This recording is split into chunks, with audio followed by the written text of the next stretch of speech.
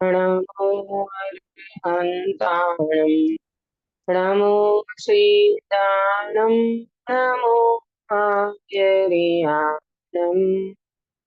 नमो वज्रायान् नमो लोये सवसाहु। हाँ, सुनीता जी मंगलाचरण करोगे? दीदी। हम्म।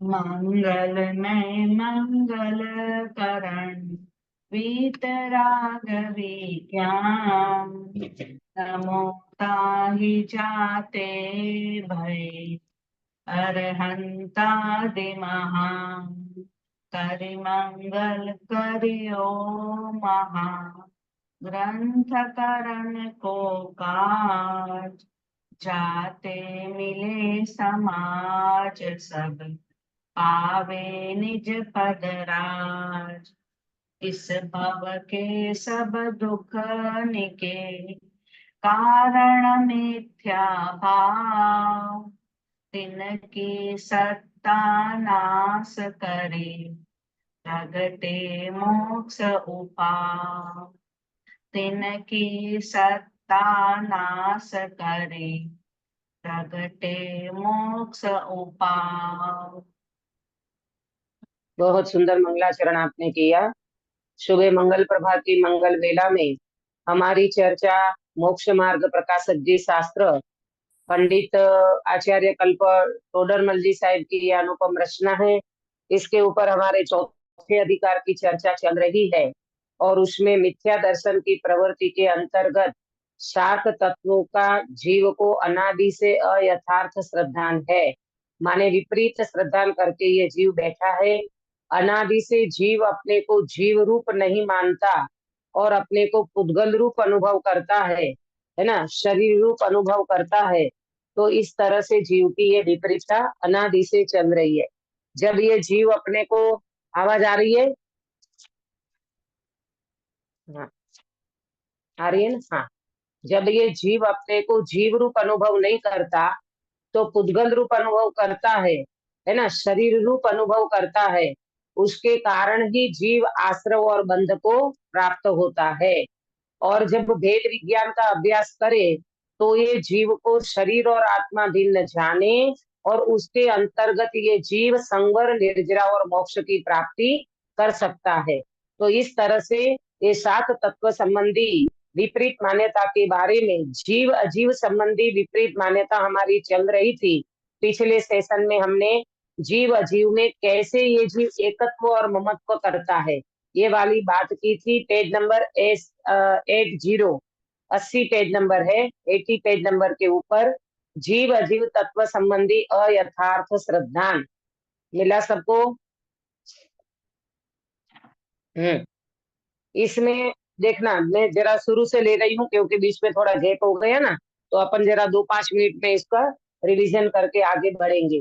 अनादि काल से ये जीव है, इसका मतलब अनादि काल से ये जीव है तो ये अग्रहित मिथ्यात्व की बात है। जीव अनादि काल का है और जीव के साथ शरीर भी अनादि से लगा हुआ है। कर्म का निमित्त भी अनादि से है। तो उसके कारण क्या होता है, अनादि काल से जीव है और कर्म के निमित्त से अनेक पर्याय धारण करता है। पंकज भाई मिला? है ना, अनेक पर्याय धारण करता है। तो यहाँ कौन सी पर्याय की बात की थी गिरीश भाई? ये कौन सी पर्याय की बात है?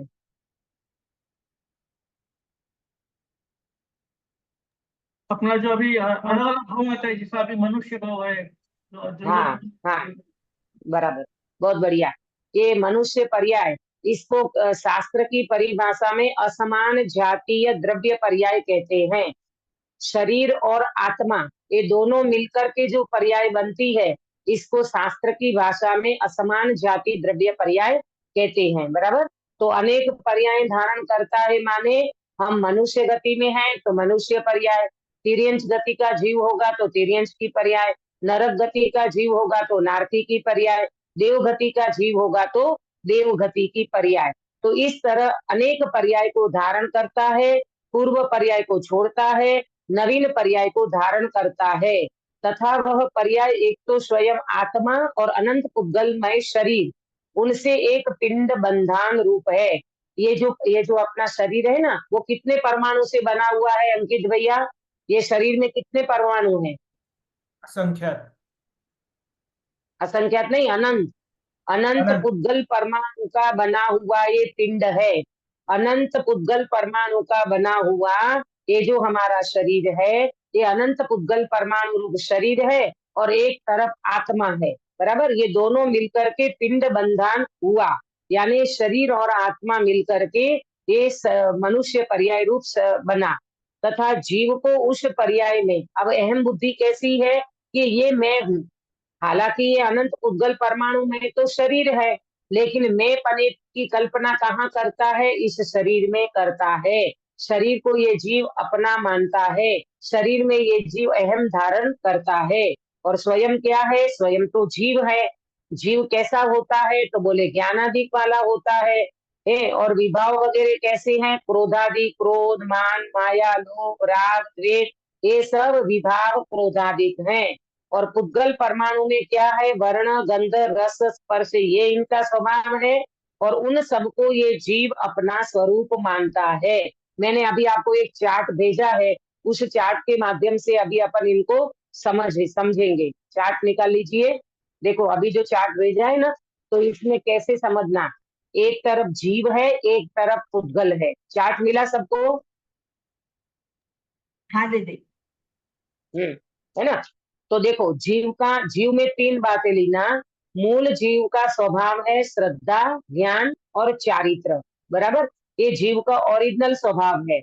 और यहाँ पुद्गल में क्या है? जीव का स्वभाव, पुद्गल का स्वभाव स्पर्श, रस, गंध और वर्ण, इनसे बना हुआ पुद्गल है। और श्रद्धा, ज्ञान, चारित्र ये जीव का स्वभाव है। अब इन दोनों में प्रदेशत्व गुण लेना है। शरीर में भी प्रदेशत्व गुण की परिभाषा मालूम है ना सबको? सुधाबेन, प्रदेशत्व गुण की परिभाषा क्या है?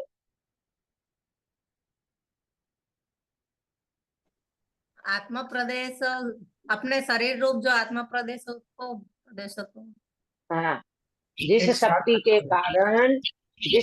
के कारण जीव का कोई न कोई आकार होता है ना? प्रदेशत्व गुण माने कोई न कोई आकार धारण करता है। तो पुद्गल का भी आकार है और जीव भले निरंतर निराकार है, तो भी जिस शरीर में रहता है वहां कोई न कोई आकार को धारण करता है। तो ये प्रदेशत्व गुण दोनों में लेना, पुद्गल में भी और जीव में भी। और ये दोनों मिलकर के नीचे लिखा है असमान जाति द्रव्य पर्याय। ये जो अपना मनुष्य पर्याय है उसको कहेंगे असमान जाति द्रव्य पर्याय। फिर चारित्र के कारण दो एरो बनाया है चारित्र में। तो चारित्र के कारण ये जीव को क्या होता है? क्रोधादि भाव होते हैं, रागादि भाव होते हैं। और वास्तव में देखा है तो चारित्र का गुण अगर प्रकट हो जाए तो अकषाय और वितराग भाव इस जीव का स्वभाव है। जब ये जीव अपने स्वरूप में लीनता करता है तो इनको वितरागी भाव प्रकट होता है, अकषाय भाव प्रकट होता है। और अगर वितराग भाव में नहीं रहता तो क्या क्या होगा? क्रोधादि भाव होगा और रागादि भाव होगा। बराबर, और इनको कहते हैं अर्थ पर्याय। अर्थ पर्याय क्यों कहा? क्योंकि ये काश्मीर बेन बता सकते हो इसको अर्थ पर्याय क्यों कहा? ये वितराग भाव, अकषाय भाव, इसको अर्थ पर्याय क्यों कहा? क्योंकि वो जीव का स्वभाव है। हाँ, जीव के गुण की पर्याय है। अर्थ पर्याय माने जीव के गुण की पर्याय है। वितराग भाव, अकषाय भाव, ये सब जीव की पर्याय है, तो उसको अर्थ पर्याय कहते हैं। गुणों की पर्याय को अर्थ पर्याय कहते हैं। बराबर, तो इस तरह से ये चार्ट में जीव और पुद्गल ये दोनों को मिलकर के जो बात कही है उसको आप प्रॉपर समझोगे तो आपको समझ आ जाएगा कि पुद्गल तो वास्तव में स्पर्श, रस, गंध, वर्ण सहित होता है और जीव जो होता है वो श्रद्धा, ज्ञान, चारित्र सहित होता है। ये दोनों को मिलकर के, यानी इसमें जीव जब एक बंधन होता है, एक क्षेत्रावगा बंधन होता है, तब इसमें प्रदेशत्व गुण के कारण ये दोनों में असमान जाति द्रव्य पर्याय प्रकट होती है। और उसमें जीव रागादि भाव करता है ना, क्रोधादि भाव करता है। तो ये जीव अपने वितराग भाव को प्रकट नहीं करता। ये द्रव्य पर्याय है और ये व्यंजन पर्याय है। प्रदेशत्व गुण को व्यंजन पर्याय कहते हैं और जीव के गुणों की पर्याय को अर्थ पर्याय कहते हैं। बराबर समझ में आया सभी को ये चार्ट? अब अपन यहाँ से आगे चर्चा करेंगे। पंकज भाई समझ में आया? जीव और पुद्गल दो की बात चल रही है। ये शरीर है वो पुद्गल है और अंदर में आत्मा है वो जीव है। यानी दोनों को मिल करके असमान जाति द्रव्य पर्याय बनता है। लेकिन जीव अनादि से शरीर में अहम धारण करता है, एकत्व बुद्धि करता है, ममत्व बुद्धि करता है। इसके कारण ये जीव शरीर को ही अपना मान बैठा है। बराबर। अब देखो यहाँ से मैं पढ़ती हूँ पेज नंबर 80 पे। ये मेरे हैं, दूसरे नंबर का पैराग्राफ। ये मेरे हैं, इस प्रकार उनमें ममत्व बुद्धि होती है तथा स्वयं जीव है, उसके ज्ञानादिक तथा क्रोधादिक की अधिकता हीनता रूप अवस्था होती है ना। देखो मैं तो जीव हूँ, अपन सब जीव हैं, तो जीव में तो ज्ञानादिक होते हैं, क्रोधादिक की हीनता होती है या अधिकता होती है, तो अवस्थाएं अलग अलग प्रकार की बनती है।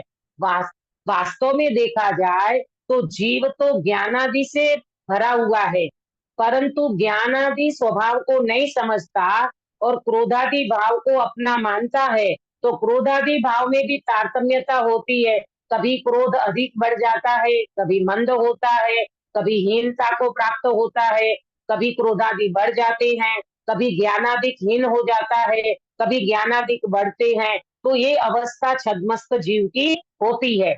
और पुद्गल परमाणुओं की वर्णादि पलटने रूप अवस्था होती है। ये हमारा जो पुद्गल है ना, ये पुद्गल की भी अवस्था बदलती है। अपन बचपन में थे तब कैसे थे, युवा थे तब कैसे थे, प्रौढ़ थे तब कैसे थे, और वृद्धावस्था आती है तब कैसे होते हैं। तो ये कौन करता है? ये पुद्गल की अवस्था निरंतर बदलती रहती है। बुढ़ापे में झुर्रियां पड़ जाती है, बुढ़ापे में कान से सुनाई नहीं देता है ना, नाक से वो पानी निकलता रहता है, आंखों में झाले पड़ जाते हैं, है ना, दिखाई नहीं देता, घुटने दर्द करने लगते हैं, कमर से व्यक्ति झुक जाता है। ये सब किसकी अवस्था है? ये सारी पुद्गल की अवस्था है। और पुद्गल की अवस्था भी निरंतर बदलती रहती है। बचपन में से युवावस्था, युवावस्था में से प्रौढ़ अवस्था, प्रौढ़ अवस्था में से बुढ़ापा यानी वृद्धावस्था, ये सारी पुद्गल की अवस्था बदलती है। उन सबको अपनी अवस्था मानता है। कौन मानता है? ये जीव उन सबको अपनी अवस्था मानता है। कैसे मानता है? मैं बूढ़ा हो गया, मेरी तो अवस्था हो गई, मेरी तो उम्र हो गई। अरे पहले जमाने में हम छोटे थे तब ऐसा होता था, वैसा होता था, हम ये करते थे, वो करते थे। तो सारा मैंपना इस शरीर की अवस्था को अपना मानता है। ऐसी मेरी अवस्था है, इस प्रकार से ममत्व बुद्धि करता है। बराबर। अब देखो जीव और शरीर के निमित्त नैमित्तिक संबंध है। मैंने दो संबंध बताए थे, कर्ता कर्म संबंध और निमित्त नैमित्तिक संबंध। कौन बताएगा? कर्ता कर्म संबंध प्रेमलता जी। कर्ता कर्म संबंध कहाँ होता है और निमित्त नैमित्तिक संबंध कहाँ होता है? कर्ता कर्म संबंध आत्मा का गुणों से होता है। हाँ, कर्ता कर्म संबंध जो है एक ही द्रव्य की पर्याय में होता है। और निमित्त नैमित्तिक संबंध नलिनी देन बताओगे, निमित्त नैमित्तिक संबंध किसमें होता है? दो द्रव्य के पर्याय में, भिन्न भिन्न बराबर, दो द्रव्य की वर्तमान पर्याय में, दो द्रव्य की वर्तमान पर्याय में निमित्त नैमित्तिक संबंध होता है। अभी वर्तमान में निमित्त नैमित्तिक संबंध शरीर और आत्मा के बीच में है ना। शरीर पुद्गल द्रव्य की पर्याय है और आत्मा जीव है, तो जीव और आत्मा के बीच में निमित्त नैमित्तिक संबंध है। बराबर। तो अब देखो यहाँ पर कि है तो निमित्त नैमित्तिक संबंध, लेकिन जीव क्या गलती करता है? इसलिए जो क्रिया होती है उसे अपनी मानता है। अपनी मानता है मतलब शरीर की क्रिया को अपनी मानता है। जीव की सबसे बड़ी गलती है वो जीव द्रव्य, है वो ज्ञान दर्शन स्वभावी, और मानता है कि मैं तो पुद्गल हूँ, मैं मोटा हो गया, पतला हो गया, दुबला हो गया, काला हो गया, गोरा हो गया। ये सारी पर्याय पुद्गल की है, सारी पर्यायें शरीर की है और जीव उनको अपनी मानता है। देखो, अपना दर्शन ज्ञान स्वभाव है, उसकी प्रवृत्ति को निमित्त मात्र शरीर के अंग रूप स्पर्शन आदि द्रव्य इंद्रियां है।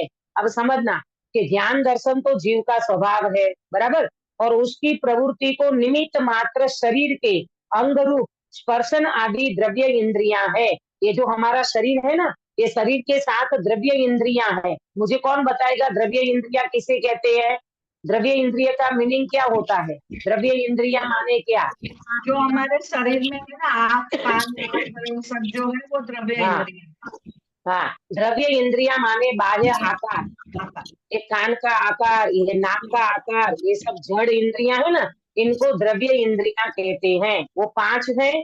तो ये जीव क्या मानता है कि देखो ऐसा मानता है, इसमें लिखा है हाथ आदि से मैंने स्पर्श किया, जीभ से मैंने स्वाद लिया, नासिका से मैंने सूंघा, नेत्र से मैंने देखा, कानों से मैंने सुना।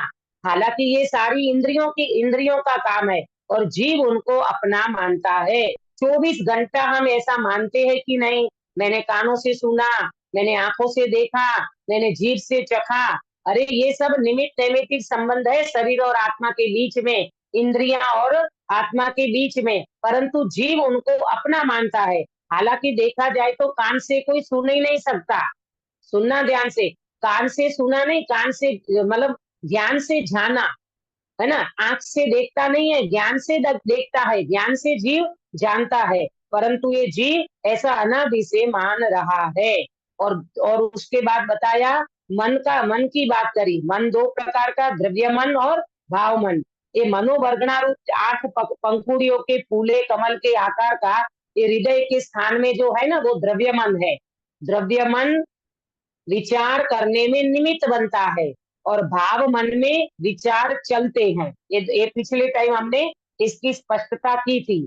ये दृष्टिगम्य नहीं है, ये है तो शरीर के अंदर, पर अपने पकड़ में नहीं आता। न द्रव्य मन पकड़ में आता है, न भाव मन पकड़ में आता है।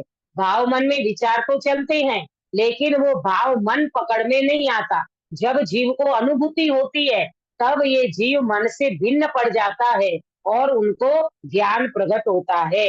तो ये क्या कह रहे हैं यहाँ पर? ये भी शरीर के अंग है। 5 इंद्रियां और मन, द्रव्य मन, ये भी शरीर का अंग है। उसके निमित्त होने पर स्मरण आदि ज्ञान की प्रवृत्ति होती है। ये अपन बोलते ना कि आज मुझे स्मरण आया, मेरी स्मृति में आ गया, मेरे समझ में आ गया। तो ये सारी चीजें कैसे होती है? मन के निमित्त से होती है। मन में विचार चलते हैं, मन में चिंतन मनन चलता है, ये सारी प्रवृत्ति मन से होती है, बराबर। एक इंद्रिय से लेकर असंगनी पंचेंद्रिय तक के जीव को मन मिला नहीं है, इसलिए वो जीव तत्व विचार नहीं कर सकता, बराबर। ये द्रव्य मन को और ज्ञान को एक मानकर ऐसा मानता है कि मैंने मन से जाना। ये द्रव्य मन में जो विचार करने की शक्ति जो भाव मन में हुई ना, द्रव्य मन निमित्त बनता है। तो जीव क्या सोचता है? मैंने विचार किया, मैंने जाना, मैंने चखा, मैंने ये किया, मैंने वो किया। मन से जो भी चिंतन मनन होता है उसको अपनी प्रवृत्ति मान लेता है। हालांकि ज्ञान में मन नहीं होता, ज्ञान बिल्कुल उनसे भिन्न है ना। अगर ज्ञान में मन होता तो आज सिद्ध भगवान को मन होना चाहिए, अरहंत भगवान को भी भाव मन होना चाहिए, वो तो है ही नहीं, बराबर। तो इसीलिए मन मात्र, ध्यान से सुनना, मन जो है वो तत्व निर्णय तक ही काम करता है, अनुभूति में मन काम नहीं करता। वो बनारसी दास जी का दुआ है ना, वस्तु विचारत ध्यावते मन पावे विश्राम, रस स्वादत सुख उपजे अनुभव या को नाम। पंकज भाई, जब जीव को आत्मा की अनुभूति होती है ना, तो मन विश्राम पा जाता है, मन छूट जाता है, मन के विकल्प छूट जाते हैं और जीव को आत्मा की अनुभूति हो जाती है। तो बराबर, अभी तक की बात समझ में आई? कल का मतलब पिछले सेशन का मैंने रिपीट किया, बीच में गैप हो गया था ना, इसलिए। अब अपनी चर्चा यहाँ से इसी में जीव अजीव तत्व संबंधी विपरीत श्रद्धा में अब जीव कैसे मानता है। देखो, सबसे पहली बात को समझना, शरीर और आत्मा को एक मानता है, उसमें एकत्व ममत्व बुद्धि करता है। मैंने चखा, मैंने सूंघा, मैंने देखा, मैंने खाया, मैंने पिया है, और मन से मैंने विचार किया। ये जो भी कुछ है, 5 इंद्रियां और मन के माध्यम से जो भी क्रिया होती है उसको ये जीव अपनी मानता है। ये जीव तत्व संबंधी भूल है। बराबर। अब आगे देखो क्या सोचता है ये जीव। शरीर और आत्मा के बीच में जो भी कुछ होता है ना उसको अपनी मानता है। देखो, तथा अपने को बोलने की इच्छा होती है। अब बताना काश्मीरा बेन, ये बोलने की इच्छा, फिर प्रदेशों का उस प्रकार से हिलना, और एक क्षेत्र शरीर का रहना, और शरीर के अंग जो हिलते हैं, ये तीनों प्रकार की क्रिया, ये वास्तव में बोलने की जो इच्छा हुई वो किसकी क्रिया है, और ये जो परिणमन हुआ भाषा वर्गना का वो किसकी क्रिया है, और जो ये शरीर की अवस्था हुई ये किसकी क्रिया है। बोल सब बता सकते हो काश्मीरा बेन। हाँ दीदी, जो बोलने बोलने की की इच्छा इच्छा, हुई, हाँ बोलने की इच्छा है वो जीव की इच्छा है। वो और भाषा फिर वर्गना का परिणमन हुआ प्रदेशों वो, का जो मतलब हम जो बोले भाषा वगैरह, हाँ वो हम्म, जड़ की क्रिया है। हाँ बराबर। तीन बातें हैं। बोलने की इच्छा वो जीव की क्रिया है, माने जीव का भाव है। भाषा वर्गना का परिणमन ये पुद्गल की क्रिया है। और शरीर आदि का होठों का हिलना, जैसे अभी मैं बोल रही हूँ तो मेरे होठ हिल रहे हैं, ये सब शरीर की अवस्था है। नोट करना, तीन बात नोट करो कि बोलने की इच्छा वो जीव का भाव है, नंबर एक। नंबर दो, भाषा वर्गना का परिणमन वो पुद्गल की क्रिया है। बराबर। और शरीर की अवस्था, होठ आदि का हिलना, ये शरीर की अवस्था है। और ये शरीर मतलब शरीर में होता है, होठ आदि का हिलना ये शरीर की अवस्था है। बराबर। और इन सब का कर्ता अपने को मानता है, ये जीव तत्व संबंधी भूल है। तीन बातें समझ में आई। बोलने की इच्छा वो जीव का भाव है, भाषा वर्गना का परिणमन वो पुद्गल का भाव है, पुद्गल की क्रिया है, और शरीर की अवस्था में होठ आदि का हिलना ये शरीर की अवस्था है। ये तीनों का कर्ता जीव अपने को मानता है, ये जीव तत्व संबंधी भूल है।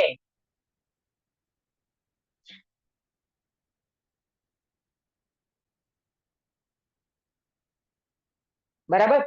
अब अगला, तथा अपने को गमन आदि की क्रिया की या वस्तु ग्रहण आदि की इच्छा होती है, तब अपने प्रदेशों को जैसे कार्य बने वैसे हिलाता है। वहां एक क्षेत्र होगा के कारण शरीर के अंग हिलते हैं तब वह कार्य बनता है, अथवा अपनी इच्छा के बिना भी शरीर हिलता है तब अपने प्रदेश भी हिलते हैं। ये सबको एक मानकर ऐसा मानता है कि मैं गमन आदि कार्य करता हूँ, मैं वस्तु का ग्रहण करता हूँ, अथवा मैंने किया है इत्यादि रूप मानता है। अब मुझे बताना नलिनी बेन, गमन आदि की इच्छा ये किसका काम है, चलना फिरना ये किसकी क्रिया है, और शरीर का परिणमन जो होता है हिलने डुलने का वो किसकी क्रिया है। नलिनी बेन। गमन आदि की क्रिया गमन आदि की इच्छा, यहाँ से इच्छा, कहीं जाने की इच्छा, वो किसका काम है। वो जीव की इच्छा है, जीव हाँ, का जीव भाव की इच्छा माने जीव का जीव का भाव है। भाव। बराबर। हाँ, और फिर चलना फिरना हुआ वो पुद्गल की क्रिया है। बहुत और बढ़िया, वो पुद्गल की क्रिया है। और वो शरीर का जो शरीर परिणमन का हिलना हिलना डुलना वो हुआ शरीर की वो अवस्था पुद्गल है। शरीर की अवस्था है। तीन बातें यहाँ भी नोट करना। गमन आदि होने की जो इच्छा वो जीव का भाव है, यानी जीव का परिणमन है। हाँ, गमन आदि की इच्छा, इच्छा जो करता है ना वो जीव करता है, तो गमन आदि होने की इच्छा वो जीव का भाव है। चलना फिरना वो पुद्गल की क्रिया है, और शरीर का परिणमन हिलना ये शरीर की क्रिया है, माने शरीर की अवस्था है। परिणमन होता है ना, जैसे अपने को यहाँ से वहां गमन करने की इच्छा हुई तो हम चलते बने, हम चल रहे हैं, तो चलने की क्रिया वो पुद्गल की है। उस समय हमारा शरीर हिलता डुलता है ना, वो शरीर की अवस्था है। परंतु इन सब का कर्ता जीव अपने को मानता है, ये जीव तत्व संबंधी भूल है।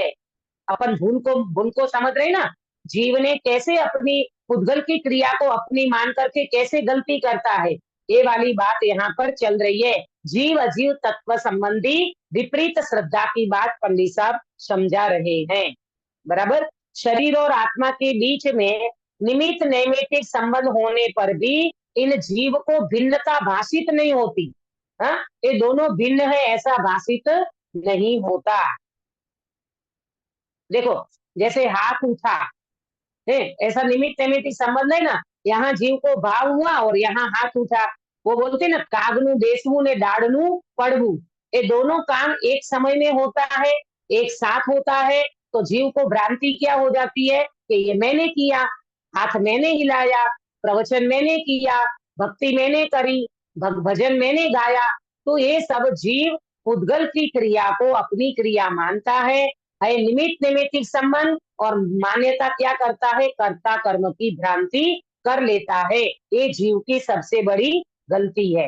हाथ उठाने का विकल्प आया तो ऐसा लगता है कि मैंने हाथ उठाया, बोलने का विकल्प आया तो ऐसा लगता है मैंने बोला। अरे ये मिथ्या तो है भाई, है? सिर दर्द हुआ, सिर दर्द हुआ तो तू तो नहीं चाहता था, तू तो नहीं चाहता था कि मुझे सिर दर्द होवे, और फिर भी सिर दर्द हुआ।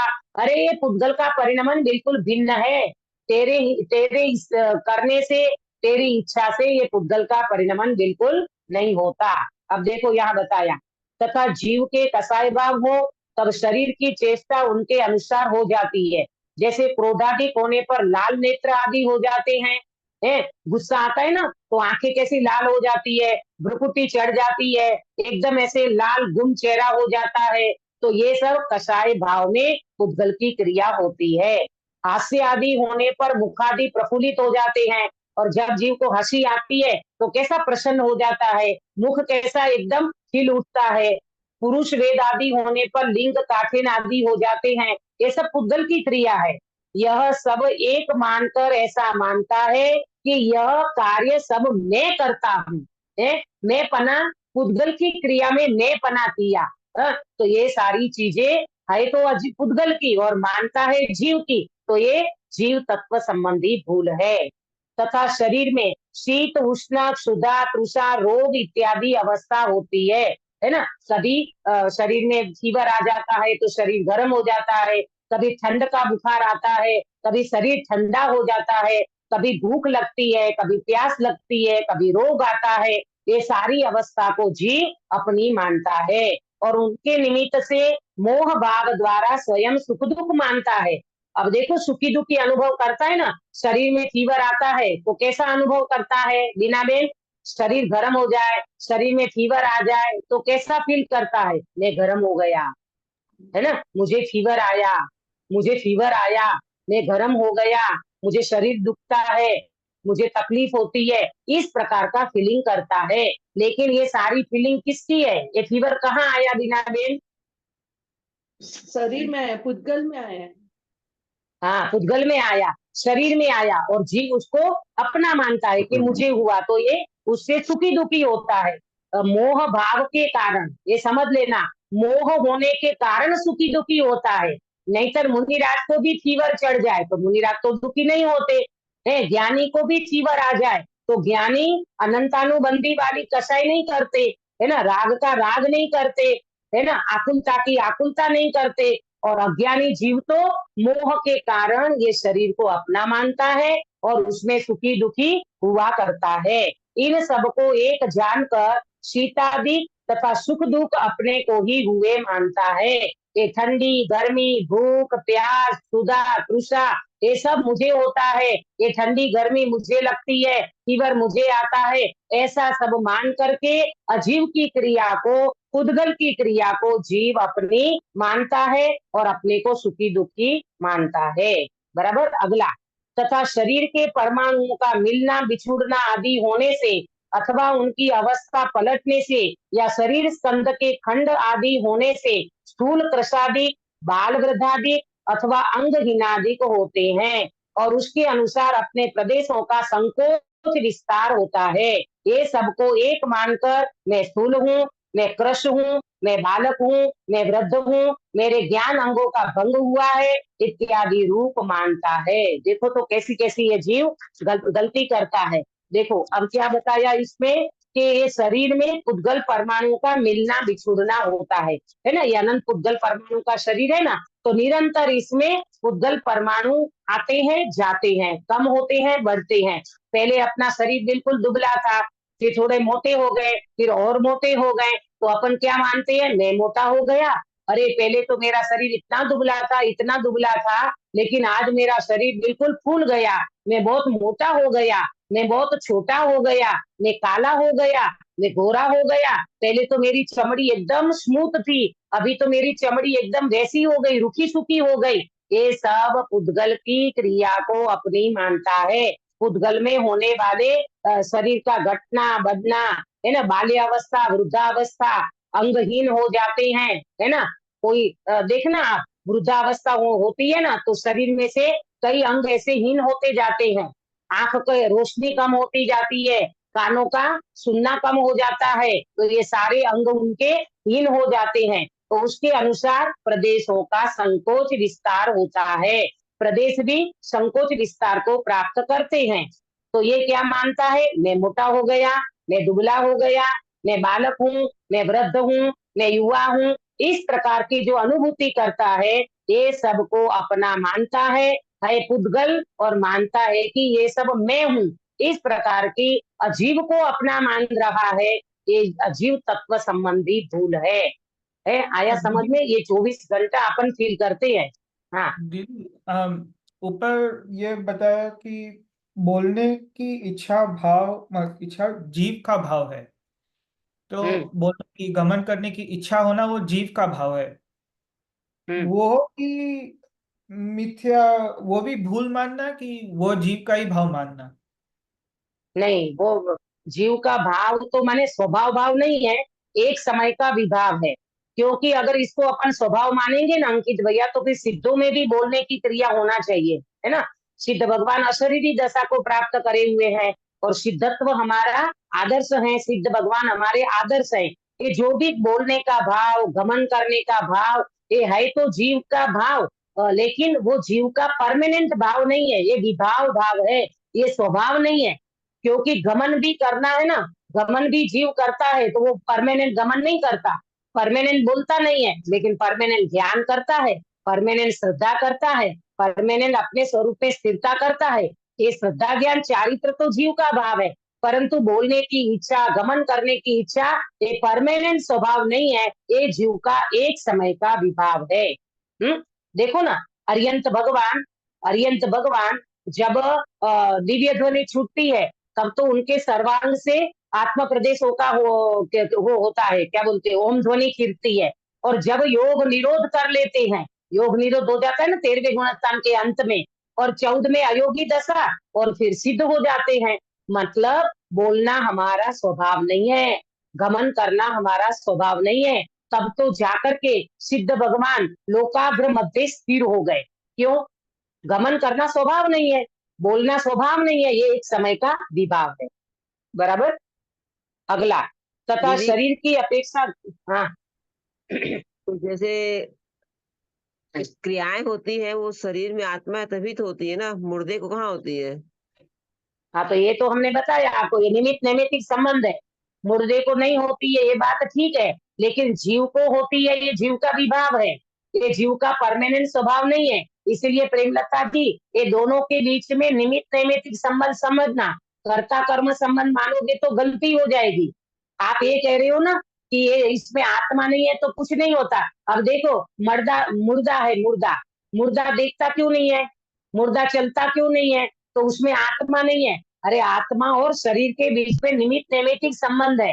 हाँ, अच्छा देखो, सिद्ध भगवान आत्मा तो है, तो सिद्ध भगवान तो कुछ नहीं करते, तो आप कहोगे सिद्ध भगवान को तो शरीर ही नहीं है, तो शरीर और आत्मा के बीच में निमित्त नैमित्तिक संबंध होता है, कर्ता कर्म संबंध नहीं है। और दूसरी बात प्रेमलता जी, ये खाना पीना, उठना बैठना, चलना फिरना, घूमना, ये कोई जीव का स्वभाव नहीं है, ये तो आत्मा और शरीर के बीच में निमित्त नैमित्तिक संबंध है, इसलिए ये क्रिया दिखाई देती है। पर तीनों क्रिया अलग अलग है। तीन क्रिया समझना, ज्ञान की क्रिया, मन की क्रिया और पुद्गल की क्रिया। ज्ञान की क्रिया है जानना जानना, मन की क्रिया है विचार करना, और शरीर की क्रिया है हिलना डुलना। पुद्गल की क्रिया है चलना फिरना घूमना, है ना, ये जो भी क्रिया होती है। तो ये सब पुद्गल की क्रिया है। और मन में जो विभाव होते हैं, परिणाम होते हैं, वो मन की क्रिया है। और तीसरी बताई ज्ञान की क्रिया। तो इसमें इन 3 क्रिया में हमारी क्रिया कौन सी, प्रेमलता जी? जानना जानना। हाँ, जानना देखना हमारी क्रिया है। और इन विभाव की क्रिया को, इन पुद्गल की क्रिया को हम अपनी मानते हैं, हमारी गलती है। इसको निमित्त नैमित्तिक संबंध ना, कर्ता कर्म संबंध नहीं है। देखो हो गया ये सब। अगला तथा शरीर ही की अपेक्षा, तथा शरीर की अपेक्षा गति कुलाधिक होते हैं। ये अपन गति, मनुष्य गति है ना, उच्च कुल, जैन कुल है, ये कुल वगैरह में अपन जन्म लेते हैं ना, उनको मान करके मैं मनुष्य हूँ, मैं तिर्यंच हूँ, मैं क्षत्रिय हूँ, मैं वैश्य हूँ इत्यादि रूप मानता है। अनेक कुल और गोत्र को भी अपना मान करके मनुष्य को अपना मानता है, तिर्यंच होगा तो तिर्यंच को, क्षत्रिय कुल को, वैश्य कुल को अपना मानता है। हालांकि ये कोई कुल गति अपना नहीं है। सिद्ध भगवान, एक बात को समझ लो, जो सिद्ध में नहीं होता वो मेरे में नहीं होता, जो सिद्धों में होगा वो मेरे में होगा, ये परमानेंट है। जो सिद्धों में नहीं होता वो मेरे में कभी नहीं होता। लेकिन वर्तमान में हो रहा है ना, वर्तमान में मनुष्य हूं ना, वर्तमान में मैं मनुष्य गति का जीव हूँ, वर्तमान में मैं उच्च कुल में जन्मा हूँ। तो ये सब निमित्त नैमित्तिक संबंध समझना, इसमें कर्ता कर्म को बिल्कुल नहीं मानना। तथा शरीर का संयोग होने और छूटने की अपेक्षा जन्म मरण होता है। शरीर को मिलना तो जन्म हुआ, और शरीर का वियोग हो गया तो मरण हो गया। तो जन्म मरण ये सब शरीर के निमित्त से होता है। तथा उसे अपना जन्म मरण मान करके मैं उत्पन्न हुआ, मैं मरूंगा ऐसा मानता है। ओ मैं तो मर जाऊंगा, मेरा जन्म हुआ। तो जो उत्पन्न होता है वो मरता है, जो उत्पन्न नहीं होता वो मरता नहीं है। बोलो कौन उत्पन्न होता है और कौन मरता है, गिरीश भाई? शरीर उत्पन्न होता है, पुद्गल, हाँ, शरीर पुद्गल मरता का है। परिणाम होता है, पर्याय है ना, शरीर उत्पन्न हुआ तो शरीर मरेगा, आत्मा जन्मता नहीं है तो आत्मा मरता नहीं है। 3 बातें अपने को हमेशा ध्यान में रखना। जिसका जन्म होता है उसका मरण होता है, जिसका उत्पाद होता है उसका व्यय होता है, और जिसका संयोग होता है उसका वियोग अवश्य होता है।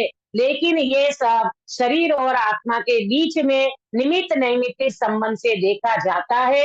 उसका अपना मानना ये कर्ता कर्म की भूल है। बराबर। तथा शरीर की अपेक्षा अन्य वस्तुओं से नाता मानता है। जिनके द्वारा शरीर की उत्पत्ति हुई उन्हें अपना माता पिता मानता है। ये हमारा शरीर जिससे जन्म लिया उसको हम क्या मानते हैं, माता पिता मानते हैं। शरीर को रमण कराते हैं उसको अपनी रमणी माने पत्नी मानता है। जो शरीर से उत्पन्न हुआ उसे अपना पुत्र मानता है। जो शरीर को उपकारी हो उसे मित्र मानता है। जो शरीर का बुरा करे उसे शत्रु मानता है, इत्यादि रूप मान्यता होती है। ये सारी मान्यता जीव करता रहता है। माता पिता, पुत्र, पत्नी, परिवार है ना, मित्र, ये सबको अपना मानता है। हालांकि ये अपने नहीं है। मैं तो चैतन्य तत्व हूँ और ये सब कुछ रिश्ते शरीर के होते हैं। आत्मा का नास्ति सर्वोपि संबंध, आत्मा का कोई वास्तव में संबंध नहीं होता। अधिक क्या कहें, जिस प्रकार से अपने को और शरीर को एक ही मानता है, अपने को और शरीर को ये जीव एक मानता है, ये वास्तव में जीव की भूल है, जीव अजीव तत्व संबंधी। इत्यादि इंद्रियादि के नाम तो यहाँ कहे हैं, परंतु इसे तो कुछ गम्य नहीं है। गम्य माने ज्ञान नहीं है, समझ नहीं है ना। ये इंद्रियां हैं, इंद्रियों से क्या समझ आता है, इंद्रियों से कुछ समझ नहीं आता। जीव में अंदर ज्ञान नहीं होता ना, तो जीव को कुछ भी पले नहीं पड़ता। अभी मैं जो भी बोल रही हूँ वो आपको समझ में आ रहा है तो बताना, इंद्रियों से समझ में आ रहा है कि ज्ञान से? पंकज भाई, ज्ञान से ही आएगा। ज्ञान से ज्ञान समझ से में ही आता है, इंद्रियों से समझ में नहीं आता। नहीं, इंद्रियों नहीं। तो मुर्दे को ही होती है, लेकिन कुछ हाँ। समझ में नहीं आता, है ना। देखो इंद्रियां दिख के नाम तो यहाँ कहे हैं, परंतु इसे तो कुछ गम्य नहीं है, माने इंद्रियों में कोई समझ नहीं है। अचेत हुआ पर्याय में अहम बुद्धि धारण करता है। उसका कारण क्या है वह बतलाते हैं। एक जीव जैसे अचेत हो गया, पर्याय में अहम बुद्धि धारण करके जड़ जैसा हो गया, इंद्रियों को ही अपना सर्वस्व मान लिया। लेकिन इंद्रियां तुम्हारी कुछ भी नहीं है, इंद्रियां तो जड़ है। इंद्रियों में ज्ञान नहीं होता, ज्ञान तो वास्तव में आत्मा में से प्रकट होता है। इस आत्मा को अनादि से इंद्रिय ज्ञान है, उससे स्वयं अमूर्तिक है, वह तो भाषित नहीं होता, परंतु शरीर मूर्तिक है, वही भाषित होता है। और आत्मा किसी को आप रूप जानकर अहम बुद्धि धारण करे ही करे, सो जब स्वयं पृथक भाषित नहीं हुआ तब उनके समुदाय रूप पर्याय में ही अहम बुद्धि धारण करता है। क्या कह रहे हैं यहाँ पर? आत्मा और शरीर, हाँ, इंद्रियां, ये बिल्कुल भिन्न है, ये बिल्कुल अलग है। लेकिन जीव क्या मानता है? ये जो इंद्रियां हैं वो मूर्तिक है, शरीर मूर्तिक है, पर इंद्रियां को अपनी मानता है, शरीर को अपना मानता है, तो अपने को मूर्त रूप मानता है। हालांकि आत्मा अमूर्तिक है, आत्मा मूर्तिक नहीं है, फिर भी अपने को उसमें अहम बुद्धि धारण करके उस रूप अपने को मानता है, पृथक नहीं मानता, पृथक भाषित नहीं करता, और इन पर्याय में अहम बुद्धि धारण करके इंद्रियां और शरीर रूप ही अपने को मानता है। अब देखो पेज नंबर 82 पे, अभी ये अपन पूरा करते हैं जरा 2 मिनट में, फिर कल अपन आश्रव तत्व संबंधी गुण को लेंगे। तथा अपने को और शरीर को निमित्त नैमित्तिक संबंध बहुत है।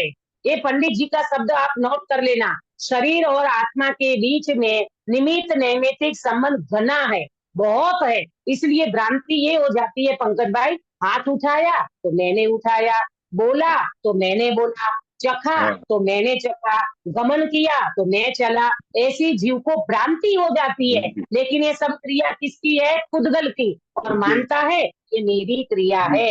इसलिए इस जीव को निमित्त नैमित्तिक संबंध घना होने के कारण, गाढ़ा होने के कारण भिन्नता भाषित नहीं होती। हाँ, और जिस विचार द्वारा भिन्नता भाषित होती है वह मिथ्या दर्शन के जोर से हो नहीं सकता है। किसके द्वारा भिन्नता भाषित होती है? पहले क्या करेगा जीव?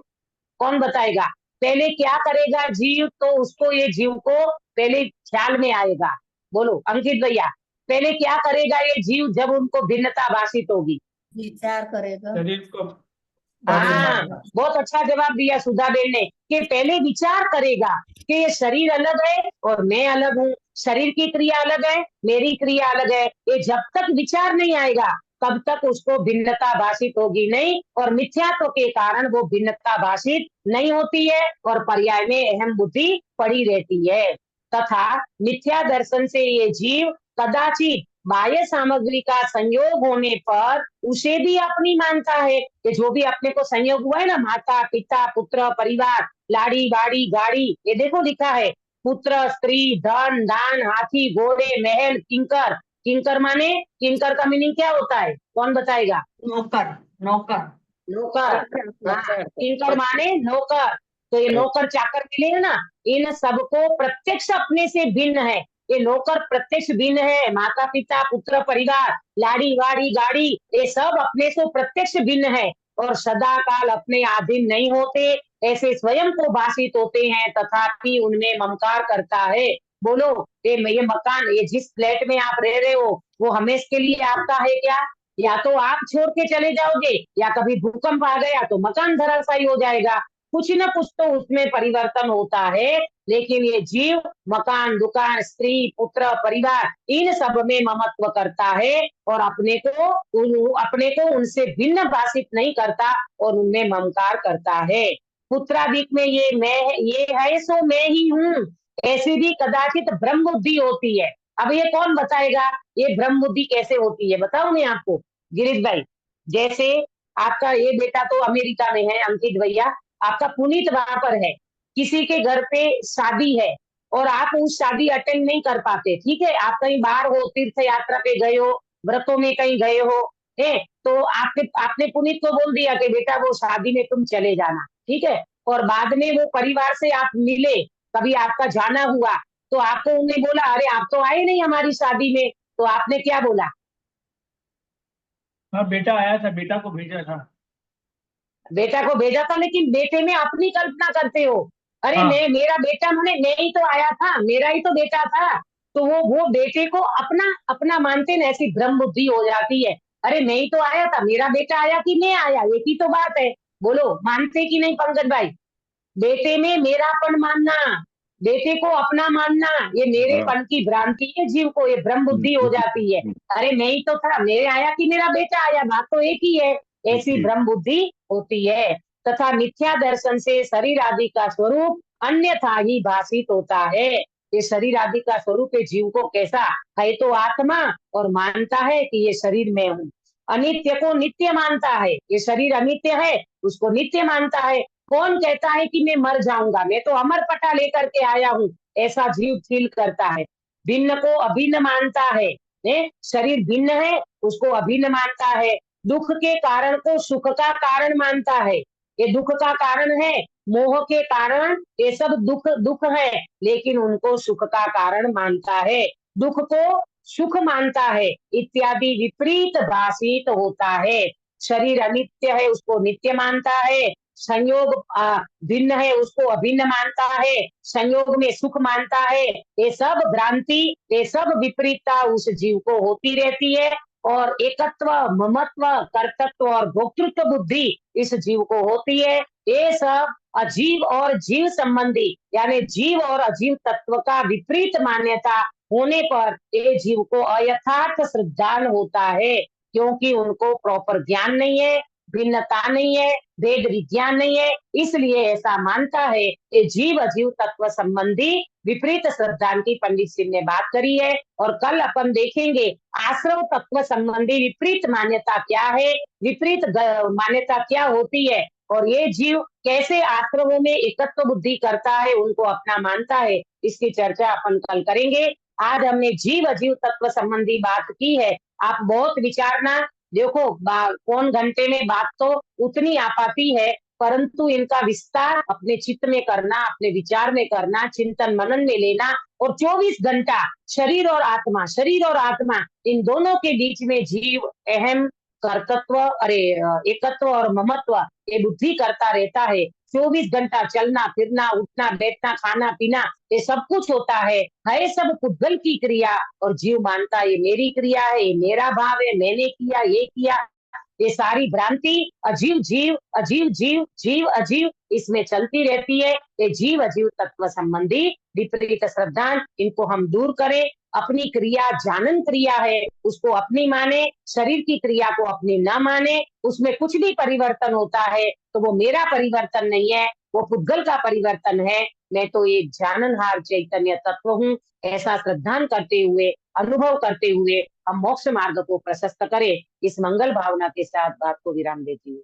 निज निधि निज में बताई यह अनंत उपकार है, इसके लिए जिन माती माँ को वंदना सतवार है, वंदना सतवार है। अंकित भैया कायोत्सर्ग कराओगे? नमो अर्यंताणं नमो सिद्धाणं नमो आयर्याणं नमो उवज्झाणं नमो लोयसवसाहुणं नमो अर्यंताणं नमो सिद्धाणं नमो आयर्याणं नमो उवज्झाणं नमो लोयसवसाहुणं नमो अर्यंताणं नमो सिद्धाणं नमो आयर्याणं नमो उवज्झाणं नमो लोयसवसाहुणं नमो अर्यंताणं नमो सिद्धाणं नमो आयर्याणं नमो उवज्झाणं नमो लोयसवसाहुणं नमो अर्यंताणं नमो सिद्धाणं नमो आयर्याणं नमो उवज्झाणं नमो लोयसवसाहुणं नमो अर्यंताणं नमो सिद्धाणं नमो आयर्याणं नमो उवज्झाणं नमो लोयसवसाहुणं नमो अर्यंताणं नमो सिद्धाणं नमो आयर्याणं नमो उवज्झाणं नमो लोयसवसाहुणं नमो अर्यंताणं नमो सिद्धाणं नमो आयर्याणं नमो उवज्झाणं नमो लोयसवसाहुणं नमो अर्यंताणं नमो सिद्धाणं नमो आयर्याणं नमो उवज्झाणं नमो लोयसवसाहुणं नमो अर्यंताणं। बोलो अंतम मुद्राधरी सर्वजिनेन्द्र भगवान की जय हो। नित्य बोधिनी द्वादशांगी जिनवाणी माता की जय हो। जय हो। तीन कम 9 करोड़ सर्वे वितरागी महामुनि राजों की जय हो। परम अहिंसामय वितरागी जैन धर्म की जय हो। सभी को जय जिनेन्द्र। जय